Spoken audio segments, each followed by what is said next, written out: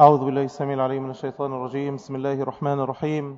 إن الحمد لله نحمده ونستعينه ونستغفره ونعوذ بالله من شرور أنفسنا ومن سيئات أعمالنا.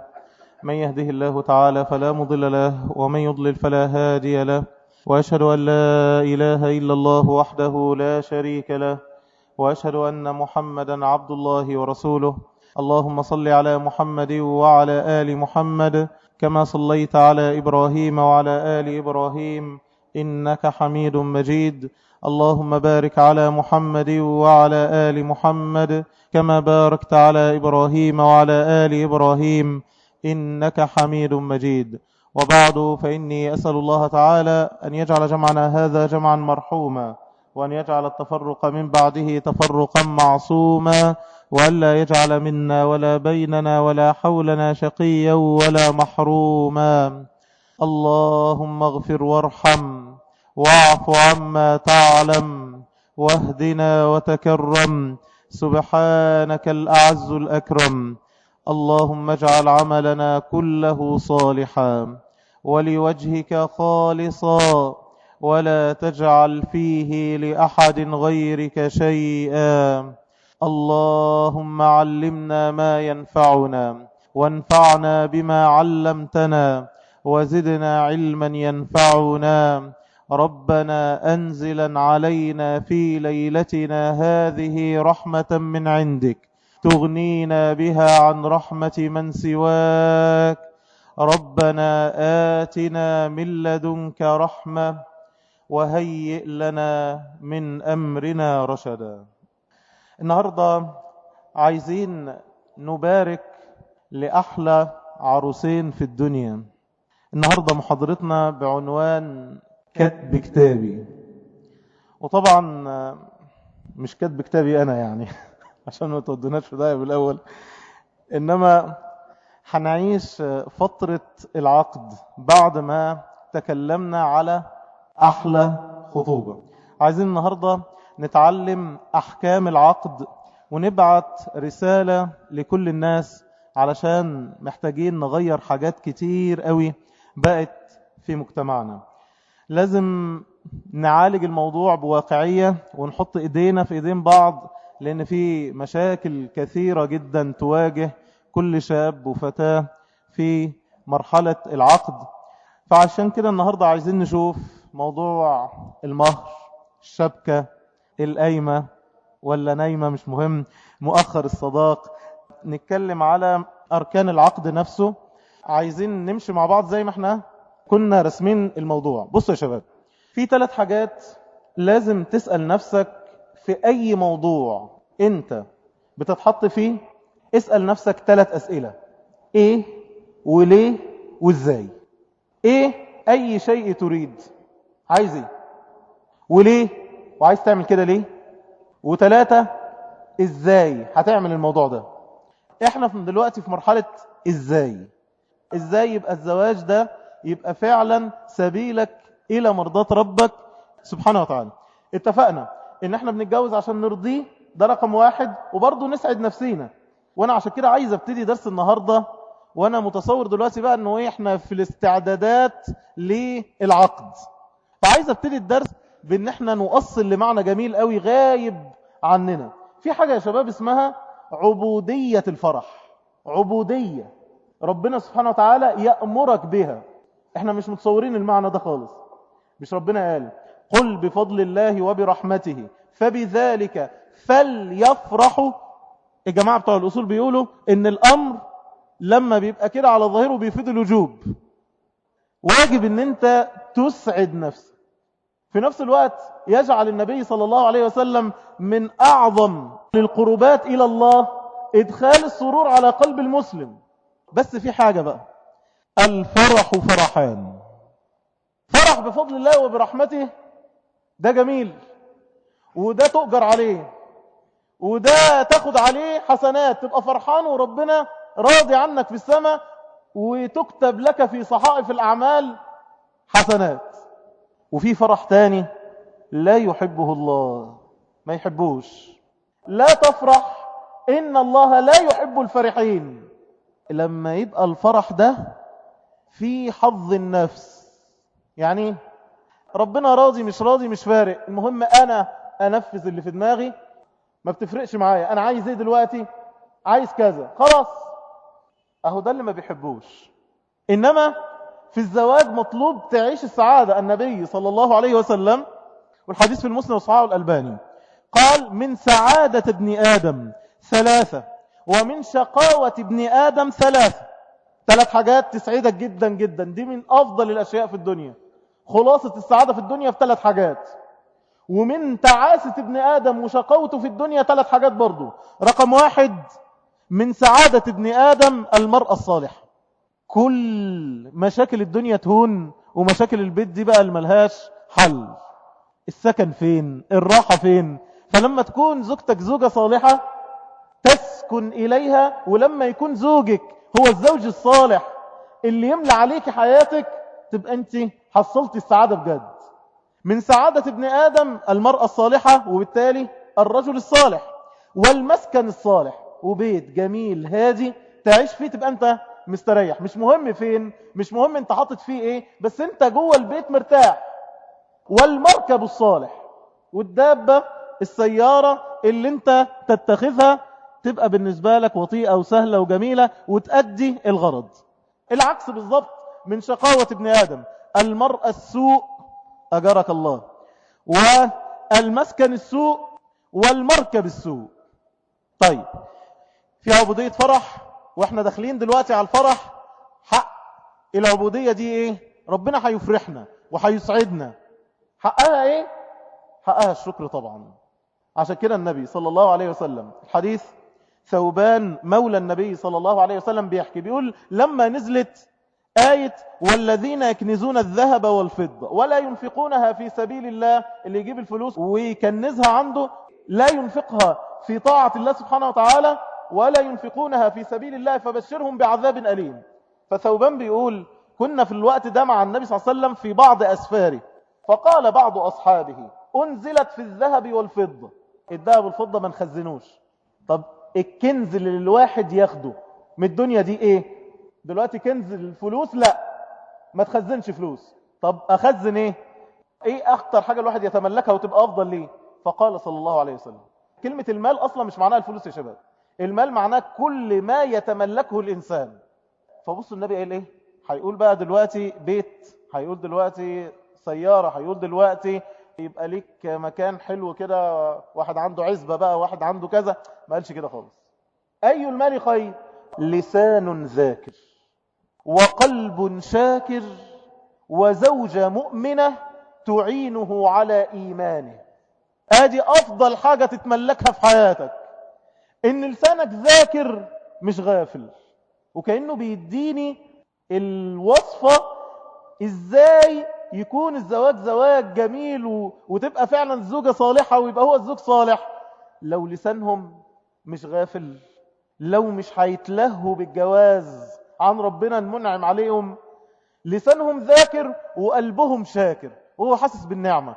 مش يتجوز وبعد كده يقول يعني ما هي زيها زي غيرها، لو كنت اتجوزت غيرها ما هي برضو كانت هتعمل كده، ايه يعني الشيء المميز فيها؟ وهي تقول برضو يا ما ناس احسن منه، يلا اديني رضيت بيه وخلاص والسلام. ويا ما ناس احلى منها ويمكن امكانياتها افضل منها ومش لاقيه تتجوز. ويا ما ناس بيدخل عليها بالعشرات يتقدموا لها وللاسف ما بيحصلش نصيب، وهو كذلك. فالواحد يبقى مستشعر المعنى ده واحنا بنتكلم في عبودية الفرح. فيبقى لازم يبقى حق انه ربنا يسعدنا وربنا يفرحنا، حقها ان احنا نشكره وان احنا نذكره ولا نغفل عنه. طيب ايه رأيكم بقى من الاول علشان نشكره ونبقى فعلا بنقول الكلام ده عملي وما بنقولوش كلام كده طبعا هشكره الحمد لله يا رب، الحمد لله يا رب، احمدك يا رب، خلصنا كده. لا، حق الشكر بقى ان احنا نمتثل لشرعه ونعرف احكام الفرح دي ايه. النهاردة احنا عايزين نتكلم على العقد نفسه. احنا سمينا المحاضرة كتب كتاب على اعتبار العقد ده ايه هي احكامه. انت بتتجوز فرض عين عليك، ادي رقم 1، فرض عين عليك، يعني تأثم لو ما تعلمتش الكلام ده، انك تبقى عارف احكام الشيء اللي انت هتعمله. ينفع تخش تصلي وتقول لي ما هي شكلها حلو كده وخلاص، يعني اعملها اي حاجة زي ما الناس بتعملها كده؟ ما ينفعش. نفس الكلام هنا، هدخل اتجوز زي ما الناس بتتجوز؟ لا، في احكام لازم تتعلمها وتعرفها. ايه هي اركان الجواز؟ يعني لو ركن من هذه الاركان، كلمة ركن معناها الشيء اللي لو ما وجدش يبطل الشيء ده.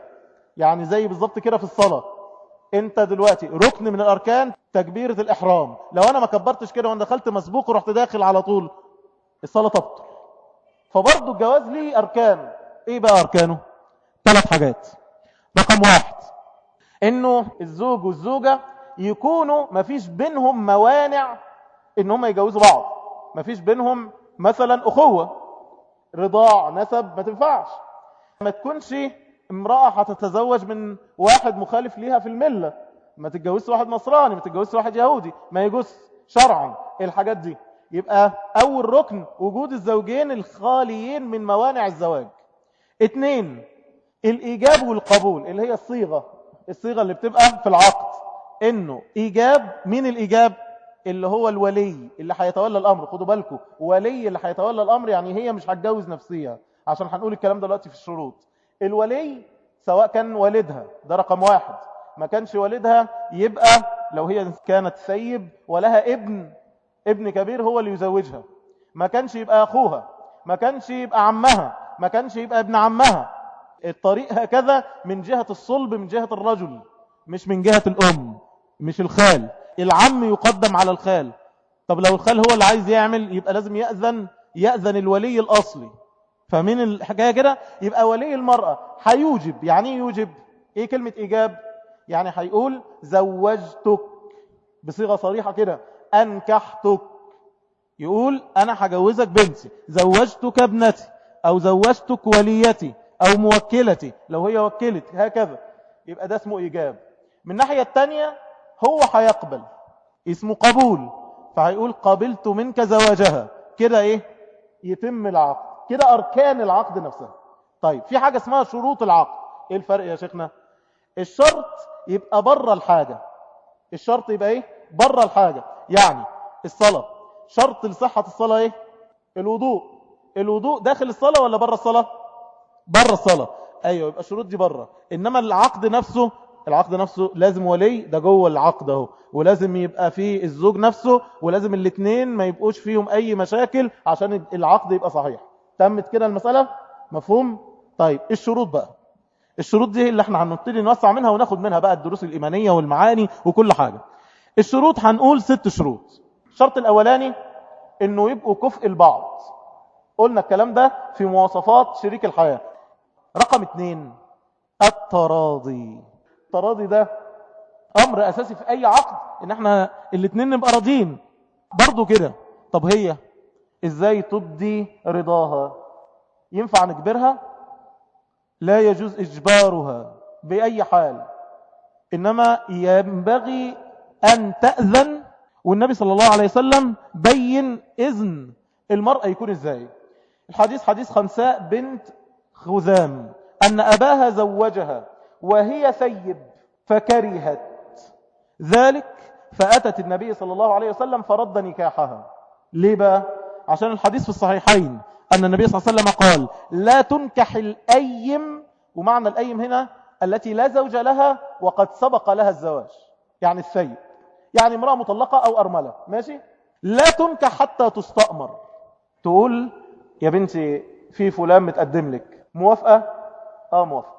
ما ينفعش هنا، لأن المرأة التي كان لها زوج الأمر هيكون أخف عليها من البكر اللي لسه بيتقال لها كده، فهتتكسف ووشها يحمر وأحوالها تبقى تمام التمام. فالكلام ده رعاه الشرع. فقال النبي صلى الله عليه وسلم لا تنكح الأيم حتى تستأمر، ولا تنكح البكر حتى تستأذن. قيل وكيف إذنها؟ قال إذنها أن تسكت. تحط وشها في الأرض وتسكت، يبقى هو ده. هو دلوقتي ما فيش حاجة من دي، صح؟ عادي يعني. الله المستعان. أيام النبي يعني صلى الله عليه وسلم سكوت علامة الرضا، ده اللي كان عليه الحال يعني. يبقى الشرط الثاني انه يحصل تراضي، انها ترضى. ما ينفعش نجبرها على هذا الامر. يبقى هتتجوزيه يعني هتتجوزيه وكذا. بس في هنا بقى مشاكل.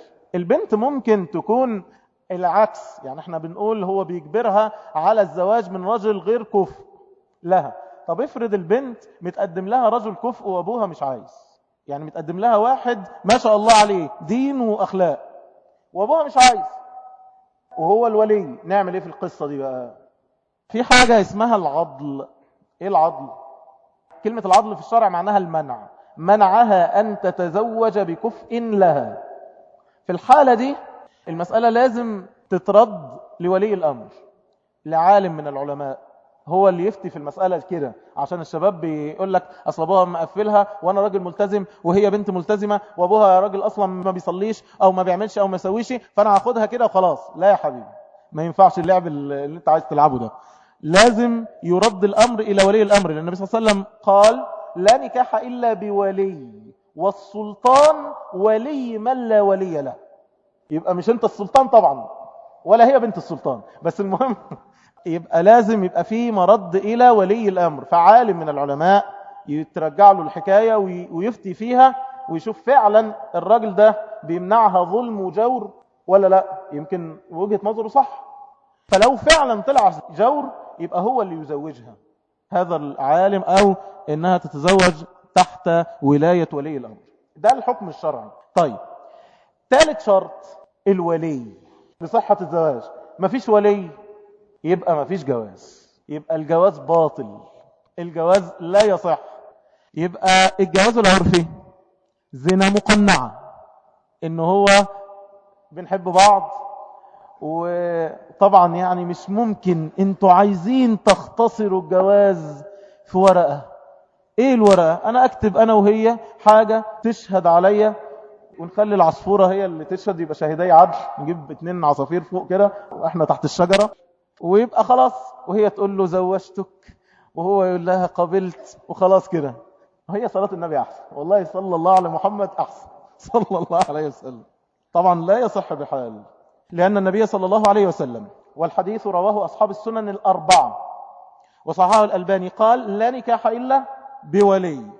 جت لفظ تاني رواه الطبراني صححه الألباني، قال لا نكاح إلا بولي وشاهدين. عشان ناخد بس الحديث ده معانا، عشان هيجي الشرط الرابع هيبقى شاهدي العدل. قال صلى الله عليه وسلم، الحديث الأصرح بقى بيقول ايه؟ الحديث رواه أصحاب الكتب الخمسة، يعني المسند والسنن الأربعة، عشان تتعلموا حاجة، إلا النسائي وصححه الألباني. يقول صلى الله عليه وسلم أيما امرأة نكحت أو نكحت، هي نفسها أو نكحت بغير إذن وليها فنكاحها باطل باطل باطل. الحديث الوحيد فيما أعرف اللي النبي صلى الله عليه وسلم استخدم اللفظ ده بالتشديد ده بالقوة دي، فنكاحها باطل فنكاحها باطل فنكاحها باطل. طيب افرض دخل بها، اتجوزوا خلاص عرفي، قال فإن دخل بها فلها المهر بما استحل، على اعتبار ان هم عملوا كأنه جواز بس من غير ولي، وقال مهر وهدفع لك، وتم الامر من غير الولي. النبي قال صلى الله عليه وسلم تاخد المهر بما دخل عليها بما استحل من فرجها، فإن اشتجروا، فلو قالت له انا عرفت ان الحكم كده حرام وانا كده عايشة معاك في الحرام وما ينفعش، قال فالسلطان ولي من لا ولي له، يرجعوا الامر الى ولي الامر هو اللي يفصل. انما النكاح فسد لا يصح، هذا النكاح فنكاحها باطل فنكاحها باطل فنكاحها باطل. ابن المنذر يقول لا نعلم مخالف من الصحابة في هذا الحكم، الصحابة كلهم أجمعوا على أن النكاح بغير ولي حرام. طب جبتوها منين؟ طيب الجواز العرفي قال لك أبو حنيفة ممشيها، انتوا عايز تعقدها لي ليه؟ أيوة نعم، الإمام أبو حنيفة مذهب الأحناف لا يشترط الولي، والعلماء ردوا بهذه النصوص، ردوا بالأحاديث دي وقالوا ما ينفعش، ولا يوضع قول أحد أمام قول النبي صلى الله عليه وسلم.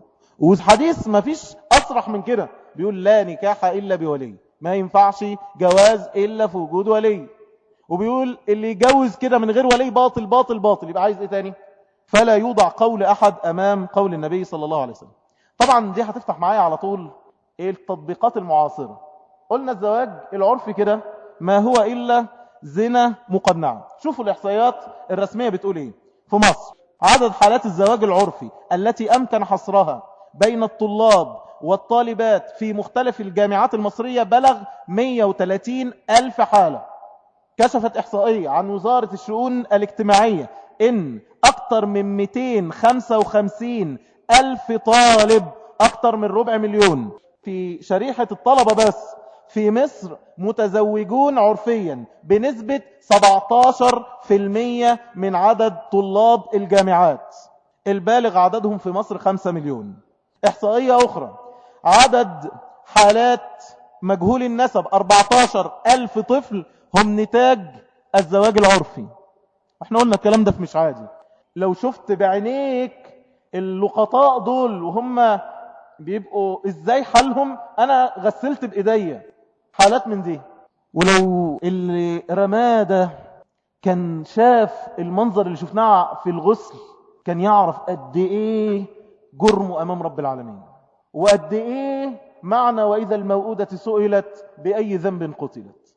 وانت ولا انت هنا، هي شهوة بيقضيها وخلاص، وبعد كده لما تبقى مصيبة تبقى مشكلة كبيرة مش عارف يتصرف فيها ازاي. تعالوا شوفوا واقع الشباب. واحد من الشباب في الاستبيانات اللي احنا بنعملها، والاستبيانات موجودة بعضها على النت، شغلته ايه؟ شغلته شاهد تحت الطلب. هو كده اي خدمة، يا بخت من وفق راسين في الحلال. فشغلته اي وقت اي اتنين عايزين يظبطوا احوالهم هو يشهد.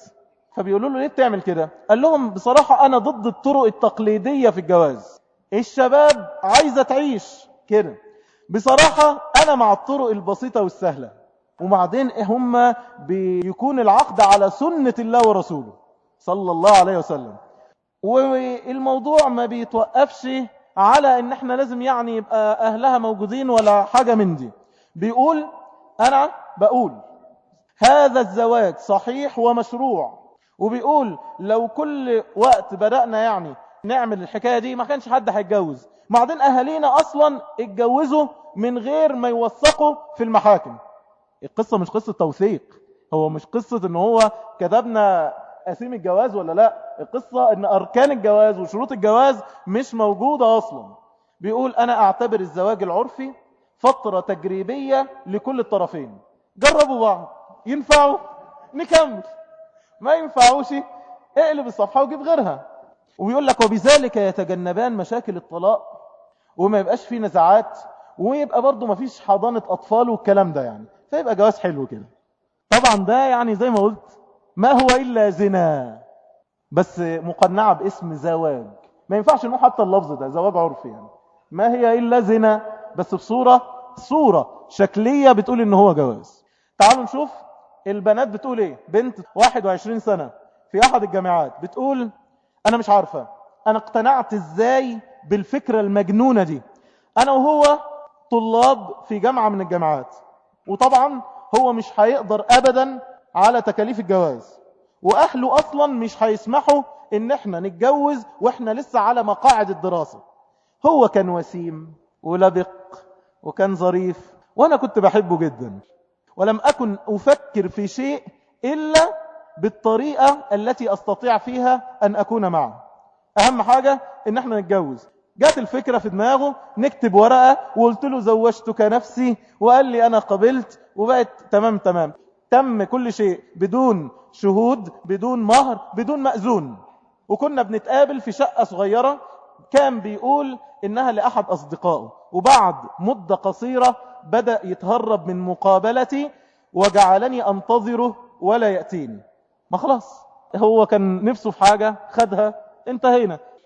ومش هي دي الجواز يعني الواحد يعني يضحي علشانها، واعمل مشاكل مع اهلي ليه، واعمل كذا ايه، وبعدين هي فيها وفيها وفيها، ويبتدي يشوف. لانه لا شك الانسان مننا لابد ان يكون له عورات، فيعني لازم بعد كده بعد الجواز خلاص المسألة مختلفة. انما كده هو مش حاسس باي مسؤولية. وهم في الاصل دلوقتي الشباب اصلا طالع مش حاسس باي معنى للمسؤوليات، عشان كده بيطلق في السنة الاولى، وهو فاهم ان الجواز صحوبية حلال. يعني صحوبية اقعد اتمتع بيها وهي تتمتع بيها، ونخرج مع بعض ونعمل مع بعض، سوي تكاليف بقى وكلام وهيصة ووجع قلب. لا لا لا لا لا، خلينا كده حلوين. فطبعا جواز عرفي بقى خلاص. فسابها طبعا. بتقول طبعا ما اوصفلكوش حالتي بقت عامله ازاي، بدات اتصل عليه في كل مكان، بدات احاول اوصل له، مش قادر اوصل له باي حال، لغايه ما عرفت عن طريق واحده صاحبتي ان هو كان مسافر ورجع. من هنا لهنا قابلته، قال انا بصراحه ما عنديش رغبه ان احنا نستمر في العلاقه اللي كانت بينا. وقبل ما افتح بقي بكلمه قال لي طبعا انت مش هتغمري وتفضحي نفسك. وراح مديني ورقة فيها عنوان دكتور وقال لي روحي اعملي عملية ترقيع علشان ما تحمليش هم. وقال لي انا اتفقت معاه على كل حاجة ودفعت لي مقدم عشان ما تقوليش ان انا ندل. اهلا اهلا. لا لا لا لا ونعم الرجال. طبعا الحالات مش في الجامعات بس، منتشر جدا الزواج العرفي ما بين السكرتيرات والمديرين. وكالعادة يحصل نفس الأمر ويتجوزها عرفي، وبعدين الناس تشك والموظفين يبتدوا يهمسوا في حاجة. واحدة منهم أحد الضحايا بتقول لما جينا اتجوزنا قال لي احنا هنروح عشان تعرفي ان الموضوع ما فيهوش اي مشاكل، احنا هنعقد عند المحامي بتاعي. وكتبنا فعلا الورق وقال لي هيوثقوا ما فيش اي مشكلة كده جواز اهو. وساعد طبعا ما خد مزاجه وما بقتش نزلاله من زور، راح رماني. فلما جيت قلت له طب الورقة، قال لي انت نسيتي ولا ايه؟ ده اصلا المحامي بتاعي، وانت فاهمة يعني ان المحامي بتاعي هيلعب من ورايا، انا اللي بدفع له. بتقول وانا كنت وصلت ان انا حملت، فاضطريت ان انا اجهض حملي في عيادة احد الدكاترة، ووصلت القضية للمحكمة، وطبعا اضطريت ان انا اتنازل عنها بعد ما كان الموضوع اتحول الى انه قضية زنا. وهكذا وهكذا. فيبقى يا شباب اللي يتلعب عليه ويقول ان الزواج العرفي او اي اسم من هذه المسميات ده اسمه زواج، يبقى بيلعب على نفسه وبيلعب بدين ربنا. ده زنا وليس بزواج، سفاح وليس بنكاح. مفهوم؟ طيب الشرط الرابع قلنا الشاهدين، لازم يبقى شاهدين عدل. طبعا صاحبنا اللي هو شغال شاهد ده ما ينفعش خالص، ده مش شاهد عدل، لازم يكون عدل. الشاهد ده يكون راجل يعرف ربنا، موثوق فيه، بيخش جامع، بيصلي، عدل، علشان لا يصح أن يكون شاهدا فاسقا. على هذا اتفق أهل العلم من المسلمين على هذا الأمر. وإحنا قلنا النبي صلى الله عليه وسلم قال لا نكاح إلا بولي وشاهدي عدل. الشرط الخامس، وده هينفع قوي الناس بقى اللي بتعيش بره ساعات أو ليهم احتكاك بحد من أصحاب الملل الأخرى، نصارى، يهود، أي مكان. الشرط الخامس الإحصان. ما ينفعش يتجوز ولا تتجوز واحد مش عفيف. بمعنى دلوقتي بيجي لنا الأسئلة دي، أنا عايش في الحتة الفلانية عايز أتجوز واحدة مش عارف أمريكية أو واحدة من كذا. تقول له خد بالك، شرط لصحة النكاح أن تكون عفيفة. فلو هي من سن 16 سنة وليها بوي فريند يبقى ما ينفعش. ما هو من الأول فين شرط العفاف؟ ما يصحش.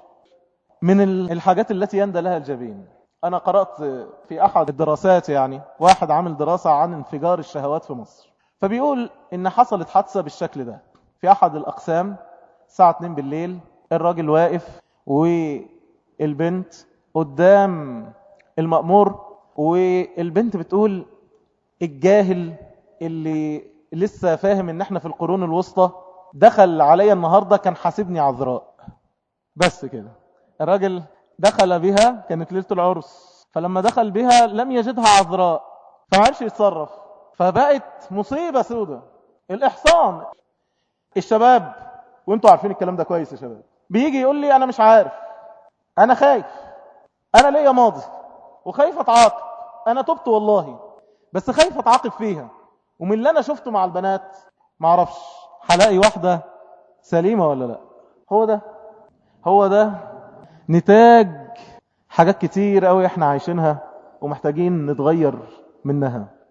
نتاج الحرية المزعومة اللي هي مش حرية أبدا. لأن مش ممكن تكون هي دي معنى الحرية ويكون دي ضريبتها يعني. المهم الشرط إنه يكون عفيف وتكون عفيفة. ربنا سبحانه وتعالى قال الزاني لا ينكح إلا زانية أو مشركة، والزانية لا ينكحها إلا زان أو مشرك، وحرم ذلك على المؤمنين. روى أبو داود والنسائي والترمذي وصححه الألباني من حديث عبد الله بن عمرو أن صحابيا يدعى مرثد ابن أبي مرثد كان يحمل الأسارى بمكة، كان بينقل الأسارى. فكان في واحدة في مكة بغي، امرأة زانية، كان له بها علاقة أيام الجاهلية يعرفها، تسمى عناق، وكانت صديقته. فجاء إلى النبي صلى الله عليه وسلم فقال يا رسول الله أنكح عناق، عايز أتجوز عناق. قال فسكت عني. ثم نزلت الآية الزاني لا ينكح إلا زانية أو مشركة، والزانية لا ينكحها إلا زان أو مشرك، وحرم ذلك على المؤمنين إلا إذا تاب. طبعا يبقى اسم الزاني ده راح عنه خلاص ويرجع له معنى الإيمان، يبقى يتوب ويحسن في التوبة، يبقى خلاص الماضي ده انتهى خالص. وهي كذلك، ويتأكد وتتأكد تماما عشان ما نمشيش الأمور وخلاص لا لا لا حلوين حلوين وبقوا كويسين اهو، لا، يتأكد تماما من أن هذا الأمر لا يكون. طبعا احنا قلنا كذلك اليهود والنصارى والأصحاب الملة الأخرى، ربنا ليه اليوم أحل لكم الطيبات وطعام الذين أوتوا الكتاب حل لكم وطعامكم حل لهم والمحصنات من المؤمنات والمحصنات من الذين أوتوا الكتاب. كلمة المحصنات عرفنا معناها يعني العفيفات. يبقى امرأة مشهورة باقتراف الفاحشة أو رجل فاسق معروم عنه أنه ليس بعفيف لا يصلح الجواز، يفسد. طيب الشرط السادس والأخير المهر. وهنا بقى هنتكلم على الشبكة والمقدم والمؤخر والقايمة والكلام ده كله. أول حاجة بس أقول لكم الأحكام. المهر حق من حقوق المرأة ليس لوليها، لأن احنا عندنا غلط في الموضوع ده، وأنا بنفسي شفت أحداث يندى لها الجبين. الولد قدم المهر والأهل خدوه واستثمروه وعملوا مش عارفة ايه وايه، والولد بعد كده يضحك عليه وجابوا له اي عفش من اي حتة وخلاص، وهو دافع مهر كبير جدا. للأسف الشديد يعتقد ان المال ده ماله، وانه ربى البنت ودفع وشيء فيها. هذا مالها بنص القرآن، قال الله وآتوا النساء صدقاتهن. صدقات يعني مهرهن. نحلة، نحلة يعني بطيب نفس. هنشرح الآية دي دلوقتي، بس خلونا ناخد أول حكم. حقها، حقها خالص ليها. اصبروا بقى علشان هتنفعني قوي في المؤخر دي. حقها يجب لها بمجرد العقد نصه، نص المهر. اتفقنا على مهر معين، أنا مش قادر أدفع، قلت خليه مؤخر. هي ليها بمجرد العقد نص اللي متفق عليه ده. أو أنا خليت الشبكة من المهر، الشبكة دي تمنها كذا، هي لو لا قدر الله ما تمش الأمر ليها النص لو أنا اعتبرت الشبكة من المهر. أو أنا سميت مهر، أنا هدفع كذا وانتوا جيبوا اللي انتوا عايزين تجيبوه بمزاجكم. المهر كده نصه بمجرد العقد. خدوا بالكم بقى من الحتة اللي جاية دي.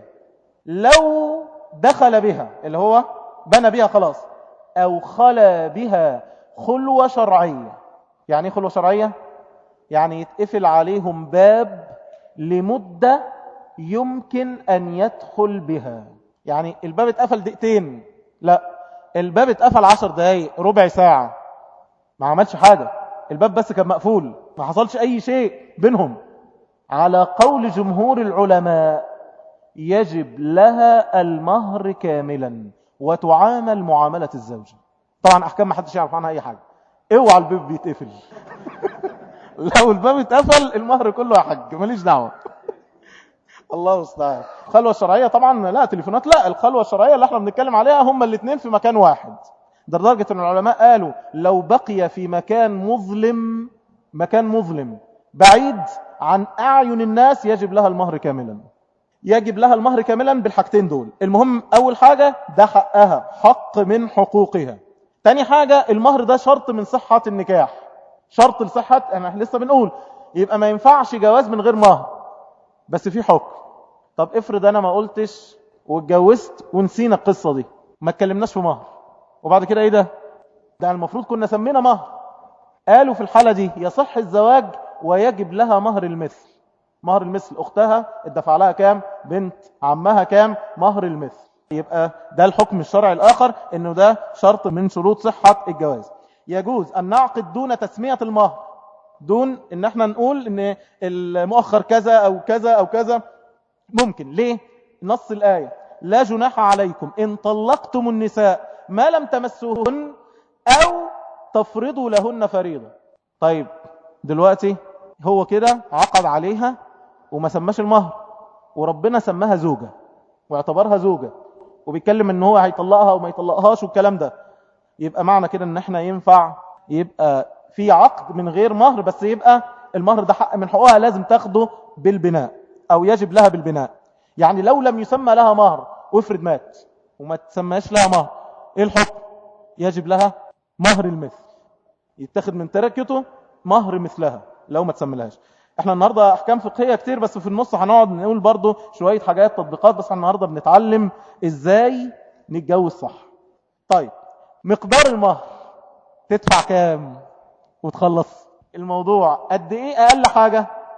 ربع جنيه ولا جنيه؟ مفيش حاجة اسمها اقل واكثر، الاصل التيسير. المسألة هنا متروكة للعرف. اقل حاجة جنيه يعني يبقى اقل حاجة، اقل شيء. بس احنا قلنا لازم يبقى في مهر. قال له التمس ولو خاتم من حديد، حتى ولو اي حاجة يعني، يبقى لازم يبقى في مهر ليها. وهيجي دلوقتي نقول السيدة فاطمة لما سيدنا علي كان فقير، وانا بقول الكلام ده للاخوات عشان تشوفي بنت النبي، ومفيش حد هيتحط في الميزان مع بنت النبي صلى الله عليه وسلم. فاطمة بنت النبي مهرها كان قد ايه؟ سيدنا علي قال له اريد ان انكحها، قال تزوجها. قال ما معك؟ معك ايه؟ لا الحمد لله يعني. قال واين درعك الحطمية؟ كان عنده درع، الدرع اللي بيستخدمه حاجة كده يعني. قال واين درعك الحطمية؟ قال نعم. قال فبها. فكان مهرها درع، يعني هيساوي كام يعني؟ درع بحديد، حاجة لما تطلع يعني هتطلع لها بكام يعني؟ 50 جنيه 100 جنيه. ادي مهر بنت النبي محمد. طبعا قلنا مفيش مقدار محدد، اقل واكتر برضو، لينفق ذو سعة من سعته. لكن هنا في احكام لازم اقولها. يصح ان يكون الصداق منفعة. يعني يعني ينفع اللي هي دي بقى اللي هيجوزها بما معه من القرآن، بأجر تعليمها القرآن. مثلا راجل محفظ بياخد مرتب، مثلا بياخد له 400 جنيه 500 جنيه مثلا من دار تحفيظ، كويس؟ فأنا هعلمها ده ليه ثمن، فيبقى أجر تعليم القرآن ده مهرها. حلو كده؟ حلوة الشغلانة دي، ماشي. ممكن ايه كمان؟ زي قصة سيدنا موسى. قال لسيدنا موسى إني أريد أن أنكحك إحدى ابنتي هاتين على أن تأجرني 8 حجج.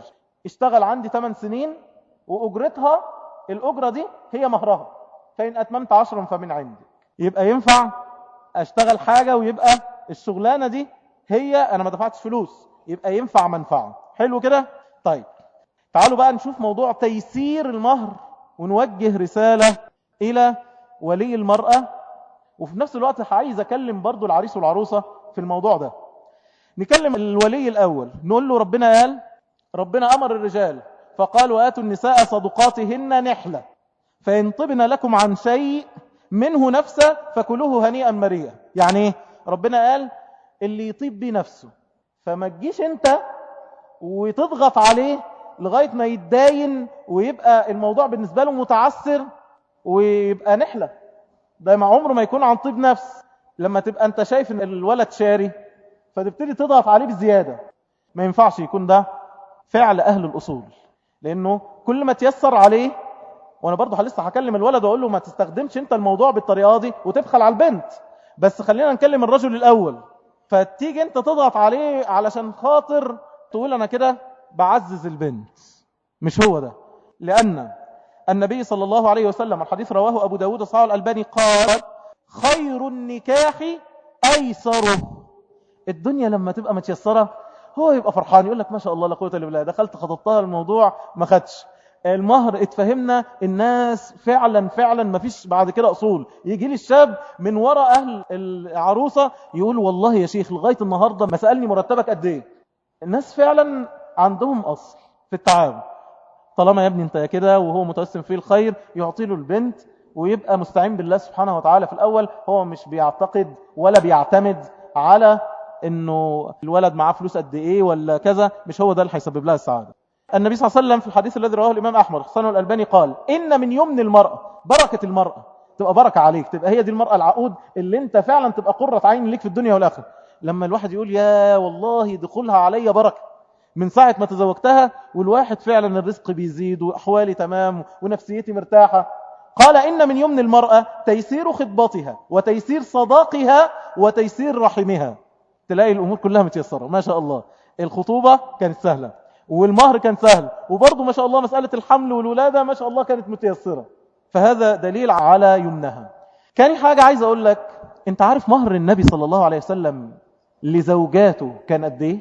لاحظوا ان زمن الصحابة اول حاجة النبي كان غني ولا فقير؟ لا ما كانش فقير. الناس متصورة ان النبي صلى الله عليه وسلم كان فقير علشان خاطر النبي كان كذا كذا كذا. النبي الرجل جاله قال له انت ليك الغنم اللي ما بين جبلين دول كانوا ممتلكات للنبي صلى الله عليه وسلم، أغنام ما بين جمالين، يعني عنده ثروة بالملايين. فقال له كل هذا لك يا محمد، كل ده عشان ايه؟ ده ايه الكنوز دي كلها؟ فقال أتعجبك؟ قال نعم. قال هي لك. تاني حاجة النبي صلى الله عليه وسلم كان بياخد خمس الغنائم. ثالث حاجة النبي صلى الله عليه وسلم لما أصاب سهم خيبر وسع عليه جدا صلى الله عليه وسلم ووسع هو على زوجاته، لكن هو كان يؤثر الزهد صلى الله عليه وسلم. مش هياخد النبي صلى الله عليه وسلم الفلوس بقى ويعمل زي حالتنا يعني، لا، المال ينفقه في سبيل الله لا يبقي منه شيئا. عشان ما تجيش تقول اصل هو دفع كده عشان النبي كان غلبان، لا، النبي صلى الله عليه وسلم كان يمهرها قد ايه؟ الحديث في صحيح مسلم سألوا السيدة عائشة كم كان صداق النبي صلى الله عليه وسلم؟ قالت كان صداقه لأزواجه الكل خدوا نفس المقدار 12 أوقية ونش. الصحابي سأل ايه النش ده؟ قالوا النصف. ف12 أوقية ونص طلعت قد ايه؟ احسبها لكم عشان نفهم احنا بالعربي. 12 ونص أوقية دي تساوي 500 درهم. ال 500 درهم دول لو حسبتهم دلوقتي يطلعوا تقريبا يعني من 200 ل 250 جنيه. فل قوي الجوازة دي. انا عندي استعداد يا شيخنا والله. طب كل واحد يطلع يلا يا شباب ويبقى نخلص الموضوع. لا بس دي لو حسبناها فضة، اصبروا هنعليها شوية. لو حسبناها ذهب نشوف الفضة كانت توازي قد ايه ذهب في الوقت ده.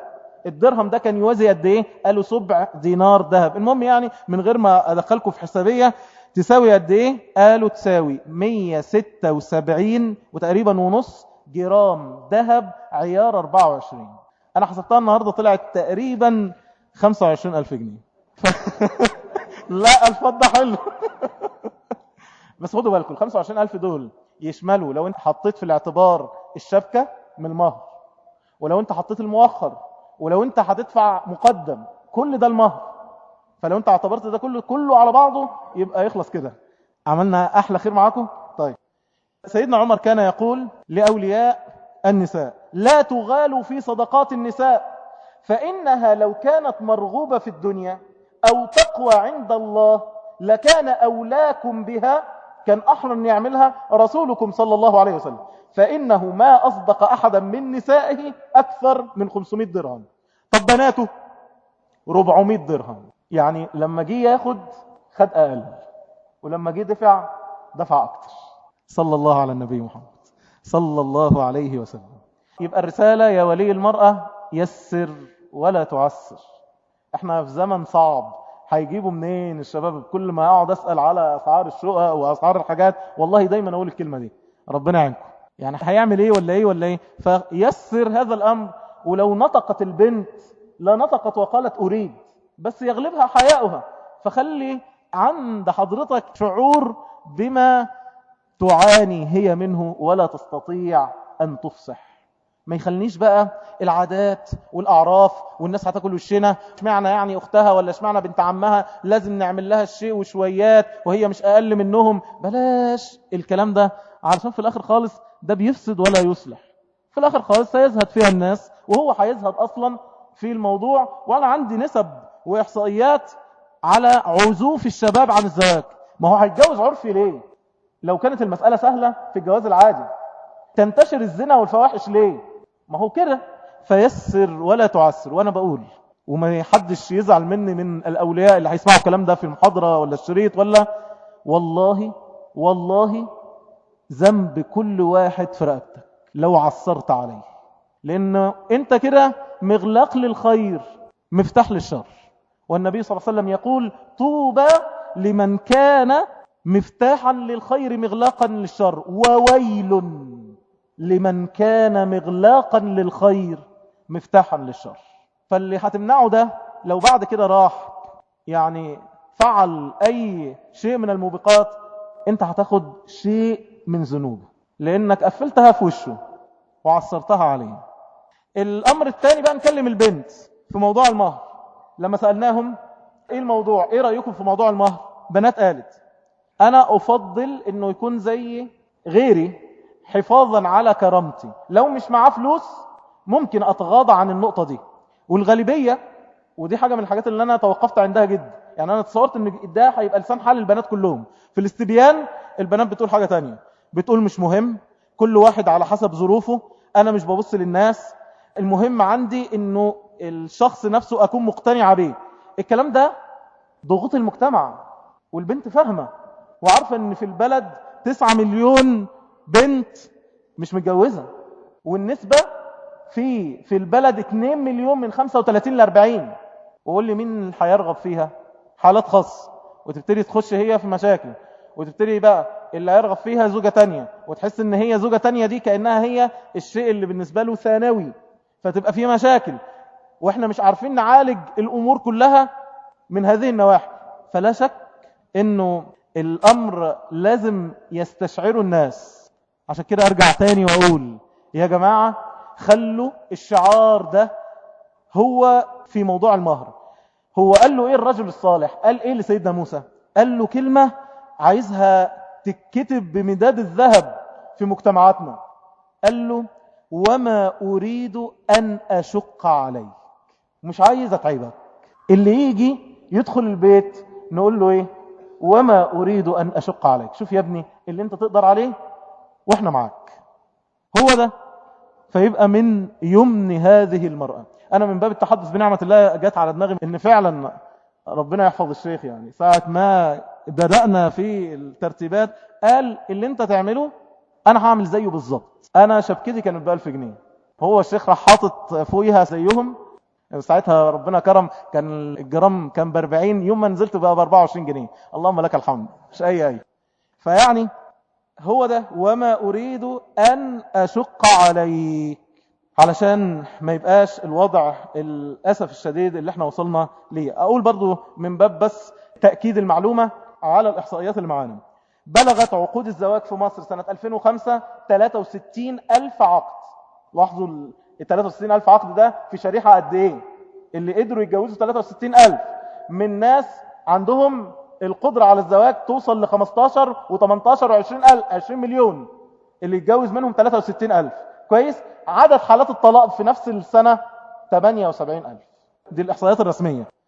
قالوا إن ما بين 35% من الفتيات اللي لم يتزوجن إلى الآن تجاوز سنهم 35 سنة. 20% منهم يتزوجن ما بين 35 وال40، وفي الغالب زي ما قلنا يكون الوضع يعني زواج ثاني أو نحو ذلك. عشان كده ليس بكثرة المهر تحفظ البنت. الفلوس مش هي اللي هتجيب السعادة للبنت. عايزين نتذكر سويا يا أيتها العروس ويا ولي العروس قول الله جل وعلا إن يكونوا فقراء يغنهم الله من فضله. عايزين نفتكر ان النبي صلى الله عليه وسلم قال 3 حق على الله، ربنا يقسم جعله حق على نفسه، أن يعف هذا الشاب وأن يعينه إذا كان يريد العفاف. الناكح يبغي العفاف. وأنا يا أختاه عايز أضرب لك أمثلة حية على واقع آخر موجود. الأول ناخد مثال من السلف ونجيب الواقع شوفوا النبي صلى الله عليه وسلم حديث الصحيحين زوج امرأة رجلا بما معه من القرآن. أم سليم اللي هي الرميصاء اللي هي تبقى أم سيدنا أنس. أم سليم الرميصاء اللي هي أم سيدنا أنس عرض عليها أبو طلحة الزواج، فقالت لا ينبغي أن أتزوج مشرك، أما تعلم يا أبا طلحة أن آلهتكم ينحتها فلان وفلان، وأنكم إذا أشعلتم فيها النار احترقت؟ أنتوا إزاي بتعبدوا الحاجات دي؟ داعية ما شاء الله، جه استغلت الفرصة على طول، مش سابته وقالت له لا حاجة لي فيك أنت راجل كافر، مش كده على طول، لا، قالت له أنا ما ينفعش أن أنا أتزوج رجل لا يوافقني في ديني، أنا عايز بس أعرف منك إزاي أنت بتفكر في الموضوع ده؟ أنتوا بتعبدوا حاجة بتنحتوها بإيديكم ولو حرقتوها تتحرق. فأحس أبو طلحة بضيق شديد فانصرف، وهو لا يكاد يصدق ما يرى ويسمع. الكلام ضايقه، لكن حبه الصادق جعله في اليوم التالي يأتيها ويعرض عليها عرضا مغريا.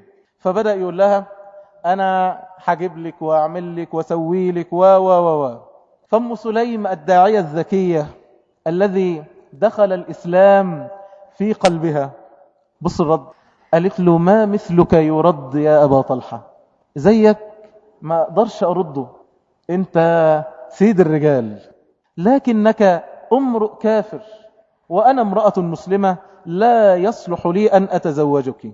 فقال ما ذاك ظهرك؟ إيه ده؟ إيه اللي أنت بتفكري فيه ده؟ قالت وما دهري؟ قال الصفراء والبيضاء. أنت عايزة إيه؟ بيقول لها المعنى، عايزة إيه يعني من الآخر؟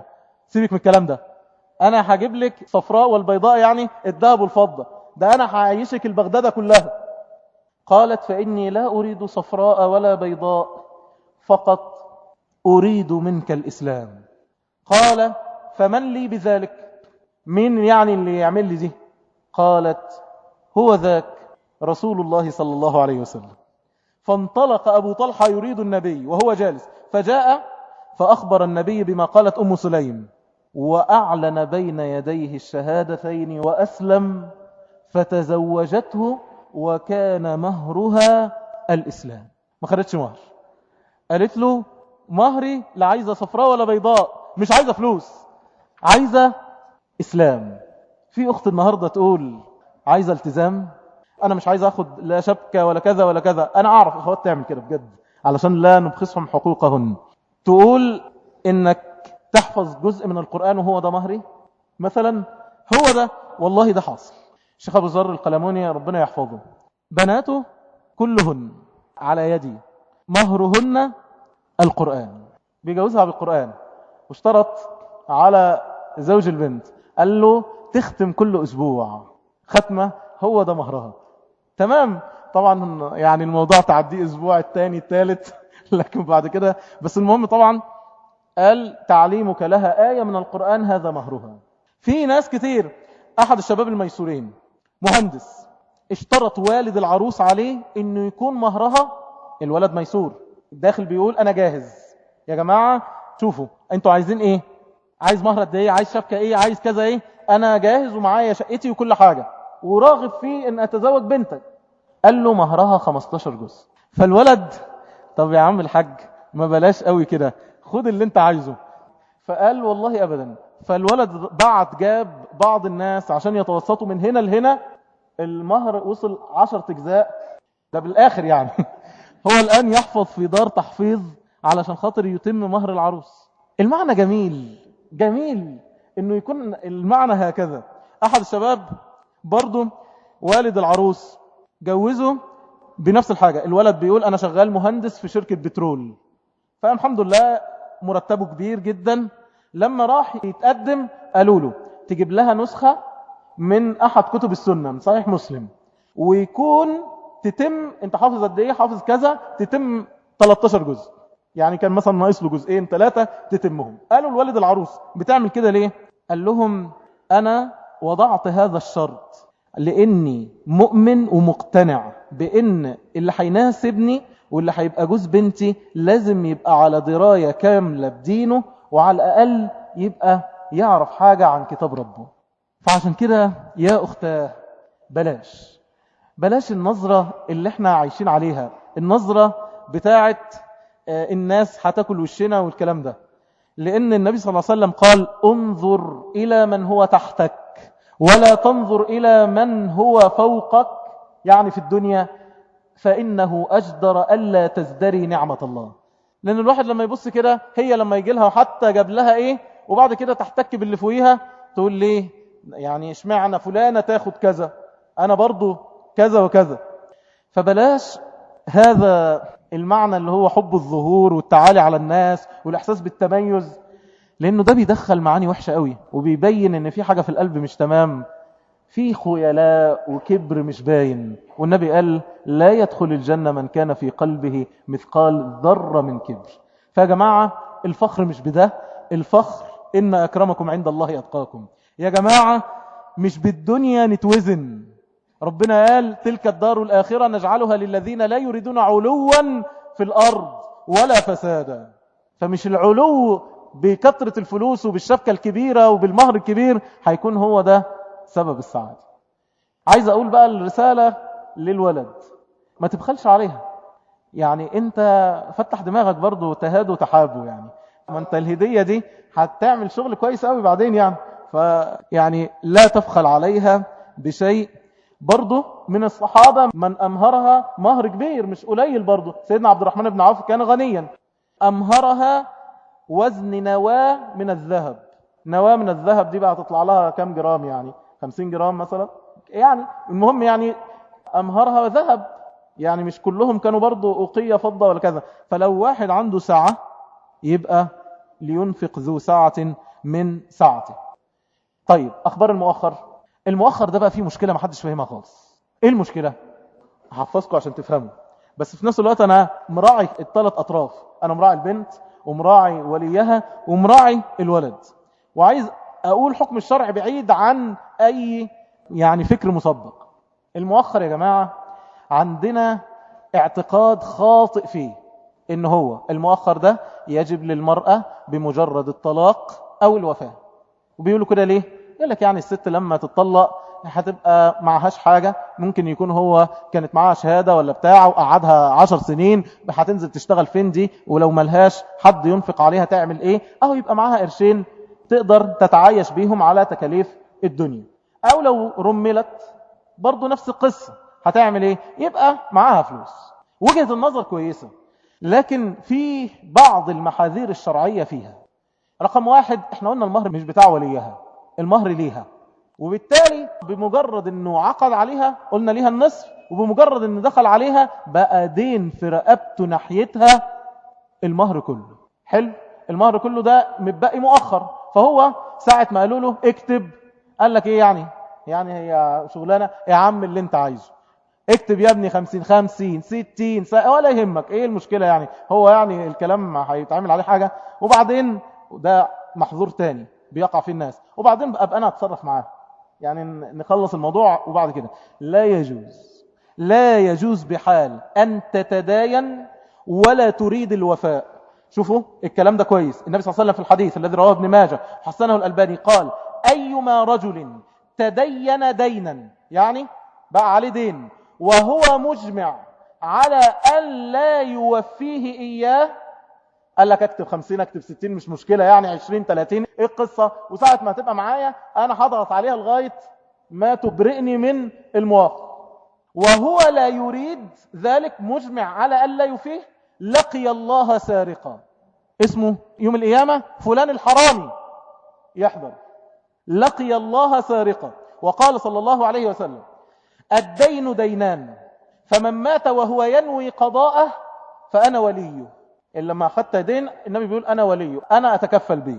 ومن مات وهو لا ينوي قضاءه فذاك الذي يؤخذ من حسناته ليس يومئذ دينار ولا درهم، فتتحسب من حسناتك كلها ساعة القنطرة وانت خلاص داخل الجنة تلاقي الرصيد كله اتسحب، أصل انت كان عليك دين وما وفيتوش وما كنتش أصلا عايز توفيه. فالقصة دين، فما ينفعش ان انت تكتب اي حاجة وخلاص والسلام. وفي نفس الوقت يلزمك شرعا ان انت تديها هذا المال بمجرد انك دخلت بها. طب أنا مش هقدر أدفع لها، أتفق معاها، هي مش وليها. دلوقتي أنا كاتب 5000 10,000 20,000 أي رقم، أنا كاتب المبلغ ده مؤخر، دلوقتي ده دين في رقبتي ليكي، أنت عايزاه دلوقتي تاخديه في إيديكي ولا في وقت آخر؟ ده مالك، أحطه لك تشيليه عندك، شوف أنت عايزة إيه. أو أنا معيش دلوقتي فممكن بعد فترة يعني أسدد لك في وقت معين، ولا أنت عايزاه فعلا تاخديه بعد الوفاة أو بعد الطلاق لا قدر الله، يبقى مالك. أنت اللي تقولي، لأنه صار مالك، أنا ما اغصبكيش على حاجة، لازم ده يحصل علشان خاطر يبقى ائتمرنا بالأمر. بس أنا عايز أخد بقى المحظور الثالث في موضوع المؤخر بالطريقة الأخرانية دي. إيه المشكلة؟ المشكلة إن أنت لو مت وعليك الدين ده يؤجل حسابك في القبر، ودي عذاب. قاعد أنت مستني، هيبقى روضة في بيت الظلمة ده، بيت الوحشة ده، وانت قاعد ومحدش دخل يحاسبك، مستني لغاية ما يقضى دينك. القصة ان النبي صلى الله عليه وسلم ما كانش بيصلي على اي حد اصلا عليه دين، ففي مرة من المرات داخل يصلي فسأل فلان ده عليه دين؟ قالوا له عليه دين. عليه دين قد ايه؟ عليه دينارين. فأعرض النبي ولم يرد أن يصلي عنه. فقام أبو قتادة أحد صحابة النبي صلى الله عليه وسلم وقال يا رسول الله الديناران علي، الدينارين علي أنا هدفعهم. قال أحق الغريم وبرئ منهما الميت؟ قال له كده خلاص في رقبتك انت؟ قال له نعم. فقام فصلى عليه النبي صلى الله عليه وسلم، فلقاه من غد فقال له هل أديت عنه؟ اديته الدينارين؟ وفيت؟ فقال يا رسول الله لم يكن إلا أمس، لسه امبارح يعني ما لحقتش. فسكت النبي صلى الله عليه وسلم ومضى. فلقاه في اليوم الثاني فقال هل أديت عنه؟ قال نعم يا رسول الله. قال الآن بردت عليه جلده، يعني جلده كان مولع نار في القبر، دلوقتي هدي وبرد ودلوقتي سكن. شفتوا بقى موضوع الدين موضوع صعب قد ايه؟ النبي صلى الله عليه وسلم حديث أصرح، حديث رواه الترمذي وابن ماجه صححه الألباني، قال من فارق روحه جسده وهو بريء من 3 دخل الجنة. 3 حاجات لو انت مت والحمد لله ربنا سبحانه وتعالى حميك منهم تدخل الجنة. ايه هم؟ الغلول، السرقة من الغنائم وغيرها، السرقة يعني، والدين والكبر. لو ال3 حاجات دول انت طاهر منهم تدخل الجنة. طيب ده المؤخر، فعشان كده انا بقول الاصلح والاوفق والافضل واللي احنا ينبغي ان احنا نعمله ان احنا نعمل ايه؟ موضوع المؤخر ده المفروض يكون ما بين الزوج وزوجته. اظن المتجوزين اصلا في احكام كثيرة قوي النهاردة اول مرة يعرفوا الكلام ده، والنهاردة انتوا هتبقى الليلة جميلة مع بعض، يعني كل واحد هتقول لك عايزة المؤخر، ربنا يستر. طيب الشبكة ايه الحكم المتعلق بيها؟ البنات لما سألناهم برضو بعضهم او الغالبية قالوا بالنسبة لي دي شيء اساسي، انا ما ضحيش بيه ابدا، انا بحس انه لو ما عملتش كده انه ده بيهين كرامتي. وبنت قالت لا اريد شبكة، العكس بقى دي هدية ليا، ولو انا اتأكدت ان هو فعلا بيحبني وان هو هيراعيني مش مهم ان تكون الشبكة قد ايه. طيب انا بس عايز اقول الحكم بسرعة. الشبكة يا جماعة تاخد حكم من 2، يا اما تبقى جزء من المهر، في الحالة دي تاخد احكام المهر زي ما قلنا، نصها بمجرد العقد، الكل بمجرد الدخول. ماشي؟ انت قايل لهم يا جماعة انا هدفع شبكة والشبكة دي من المهر مثلا، خلاص ده يجي معانا. طيب لو اعتبرناها بقى هدية للعروس كده وجبت لها لا نص مهر ولا كل مهر ولا الكلام ده، بمجرد انت اديته لها وجبت ليها وما ينفعش تستردها بعد كده. احنا فرقنا، خدتوا بالكم لما كنا في الخطوبة قلنا وهي قالت لك خلاص انا فسخ الخطوبة، هي في الحالة دي تسترد الشبكة بتاعتك. انما في العقد ما ينفعش، هي تملكتها الآن. والنبي صلى الله عليه وسلم يقول، حديث رواه أبو داود والترمذي وقال حسن صحيح، لا يحل لرجل أن يعطي عطية أو يهب هبة، تدي هدية فيرجع فيها، تيجي بعد يوم تقول له والله أنت ما تطمر فيك، هات يا ابني هات، لا ما ينفعش. إلا الوالد، إلا الأب لو ادى ابنه حاجة ممكن يستردها. ومثل الذي يعطي العطية ثم يرجع فيها كمثل الكلب يأكل فإذا شبع قاء ثم عاد في قيئه. يعني حتى حاجة كده مقززة قوي عشان يقول لك يعني ده تبقى وحش قوي قوي قوي قوي لو انت رجعت في هدياتك هذه. القايمة ايه اخباركم؟ نكتب قايمة ولا ما نكتبش؟ الحكم ايه؟ جائز كتابة القائمة؟ دلوقتي حكم الشرع ان انت تجيب شقة وتوضبها يا استاذ من الالف الى الياء. فهو ده حكم الشرع، انت توفر مسكن الزوجية وتنفق. هو الحاجتين اللي عليك ايه؟ النفقة والسكنة، وربنا جعل لك القوامة بيهم. الرجال قوامون على النساء بما فضل الله به بعضهم على بعض وبما أنفقوا من أموالهم. ادفع يا حاج، هو كده. طب الناس يسرت الأمر، فبدأ الراجل يقول طيب احنا هناخد مثلا جزء من المهر اللي انت هتدفعه، او احنا هنجيب احنا حاجة ونكتبها كده، تمام؟ هنيسر عليه جزء من المهر، هنقول له يدفع حاجة بسيطة علشان هو ده اللي قادر عليه، والباقي يتكتب. يبقى اللي هيتكتب ده من القايمة ده مهرها، هي ما خدتش مهر، فبالتالي يبقى يكتب الجزء اللي هو كان مهرها أصلا. مشكلة القايمة ليه؟ وانتوا تسمعوا القايمة لا تجوز لا تجوز، إنها عقد غش.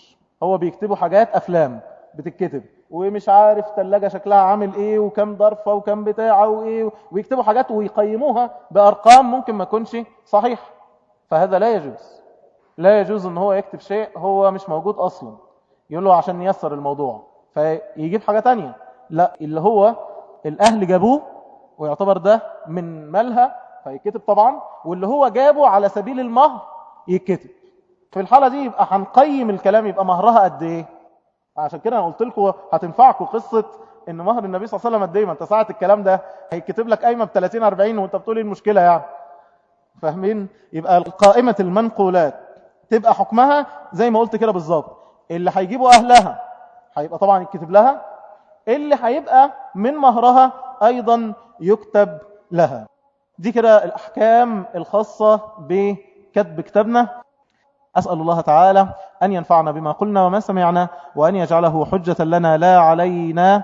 سبحانك اللهم ربنا وبحمدك، أشهد أن لا إله إلا أنت، أستغفرك وأتوب إليك.